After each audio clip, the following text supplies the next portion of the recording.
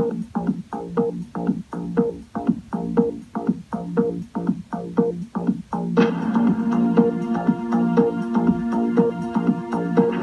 told us to? Hello, my name is David Auger. I'm at MiddleDave01 on Twitter, and I am here to interview Chris Hilgenberg and Chris Kelly of the Rensselaer Rejects, who have just finished up the first day of the Manchester tournaments. Gentlemen, how are your feelings about the games today? Well, it was a great game so far. I mean, we had two games, a little bit of struggle in overtime, but, we played well. We drank a lot of beer, and got a lot of shots on net. It was a lot of fun. Well, speaking of your overtime accomplishments, it seems that the Rensselaer Rejects squads 1 and 2 were the teams that had most times on overtime. Why would you say that happened?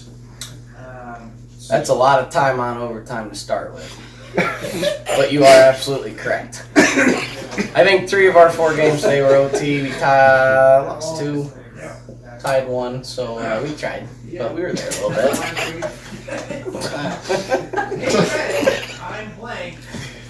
Astounding. You're welcome.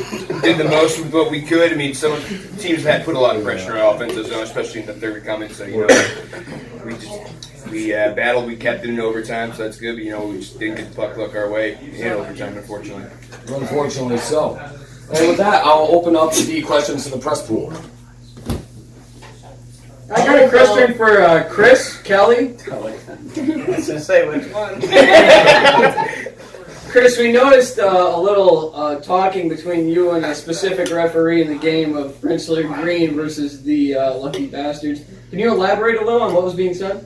Well, I was not thrilled as our third elected captain since it got passed down a couple times. I figured that it was my responsibility to inform the referee that icing is when you are on the other side of the fucking red line and you put it in the other zone all the way down the ice and nobody touches it before we get there, right?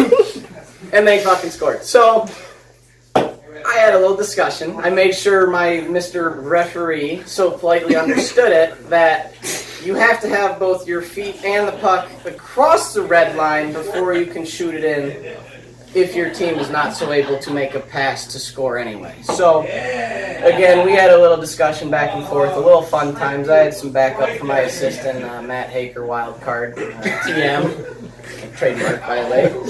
But we did have a discussion to a point where the official did intend to throw the entire team out. So we decided at that point we were just going to pack it up, shut the hell up, go home.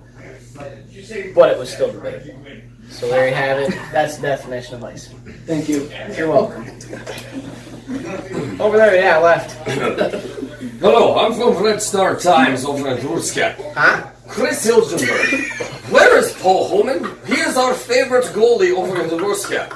Please tell us where he is. We would rather interview him. Paul Holman doesn't exist.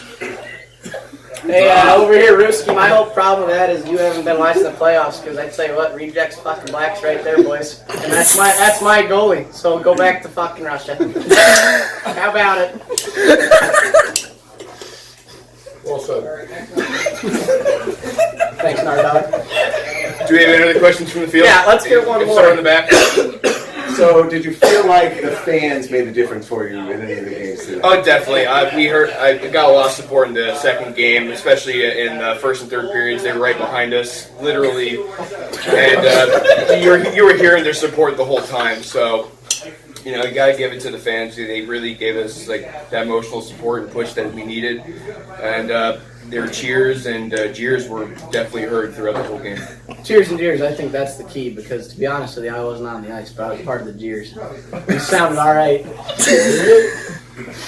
All right, these guys are going to pack it in for the night. Thank you. Go Genesee.